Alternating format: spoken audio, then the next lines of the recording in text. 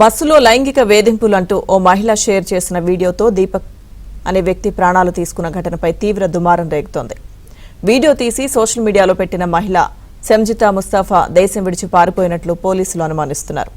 ఆమెపై లుకౌట్ నోటీసులు జారీ చేయాలని భావిస్తున్నారు. ఇప్పటికే ఆమెపై నాన్ బెయిలబుల్ కేసు నమోదు చేసిన పోలీసులు ఫోన్ సీజ్ చేసి పరిశీలిస్తున్నారు. బస్సులో సీసీ కెమెరాలు పరిశీలించిన పోలీసులు ఎక్కడా అనుచిత అసాధారణ పరిస్థితులు గుర్తించలేదన్నారు. ఈ క్రమంలో సంజిత దేశం విడిచి పారిపోయిందన్న వార్తలు చర్చనీయాంశంగా మారాయి.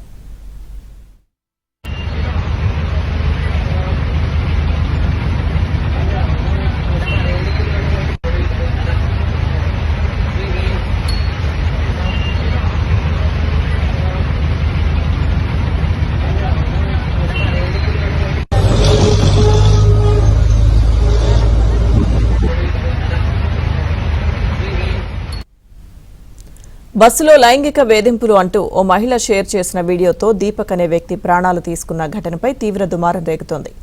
వీడియో తీసి సోషల్ మీడియాలో పెట్టిన మహిళ సంజితా ముస్తాఫా దేశం విడిచి పారిపోయినట్లు పోలీసులు అనుమానిస్తున్నారు. ఆమెపై లుకౌట్ నోటీసులు జారీ చేయాలని భావిస్తున్నారు. ఇప్పటికే ఆమెపై నాన్ బెయిలబుల్ కేసు నమోదు చేసిన పోలీసులు ఫోన్ సీజ్ చేసి పరిశీలిస్తున్నారు. బస్సులో సీసీ కెమెరాలు పరిశీలించిన పోలీసులు ఎక్కడా అనుచిత అసాధారణ పరిస్థితులు గుర్తించలేదన్నారు. ఈ క్రమంలో సంజిత దేశం విడిచి పారిపోయిందన్న వార్తలు చర్చనీయాంశంగా మారాయి.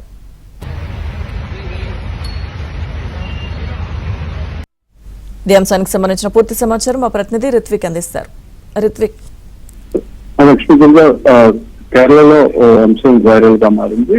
ఓ మహిళ లైంగికంగా వేధిస్తున్నారంటూ బస్సులో దీపక్ అనే వ్యక్తి తనను వేధించారన్నట్టుగా కూడా ఒక వీడియో చిత్రీకరించి సోషల్ మీడియాలో పెట్టింది. ఆ వీడియో కాస్త వైరల్ గా మారడంతో దీపక్ ఈ ఆదివారం ఉదయం తన ఇంట్లోనే ఉరివేసుకుని ఆత్మహత్యకు పాల్పడ్డాడు. ఆత్మహత్యకు పాల్పడిన అంశం కూడా బయటకు రావడంతో దీని మీద పెద్ద ఎత్తున వ్యతిరేకత అనేది మహిళ మీద వ్యక్తమవుతుంది. మహిళ కావాలని తను వీడియో చిత్రీకరించి ఇలా సోషల్ మీడియాలో ఫేమస్ అయ్యేందుకే పోస్ట్ చేసిందంటూ కూడా పెద్ద ఎత్తున విమర్శలు అనేది వ్యక్తమవుతున్నాయి. ఆమె మీద విమర్శలు వ్యక్తం అవడంతో ప్రస్తుతం ఆమె పరారీలో ఉన్నట్టుగా కూడా తెలుస్తుంది. దీని మీద పోలీసులు కూడా కేసు నమోదు చేసి దర్యాప్తు చేస్తున్నారు. నిరసన వ్యక్తంలో భాగంగా కూడా పురుషులందరూ కూడా కేరళ వ్యాప్తంగా కూడా అట్టపెట్టలను అడ్డుగా పెట్టుకొని కూడా వీధుల్లో తిరగడం, అట్లాగే బస్సుల్లో ప్రయాణించే సమయంలో కూడా అట్టపెట్టలను పెట్టుకొని ప్రయాణిస్తూ నిరసనను వ్యక్తం చేస్తున్నారు. ఇది గత 2-3 రోజుల నుంచి కూడా కేరళ వ్యాప్తంగా తో పాటు దేశవ్యాప్తంగా కూడా ఈ అంశం అనేది వైరల్ గా మారింది. పోలీసులు కూడా కేసు నమోదు చేసి అసహజ దీపక్ మరణంగా కేసు నమోదు చేశారు. దీంతో పాటు మహిళ మీద కూడా ఎక్కడుందనే విషయాన్ని కూడా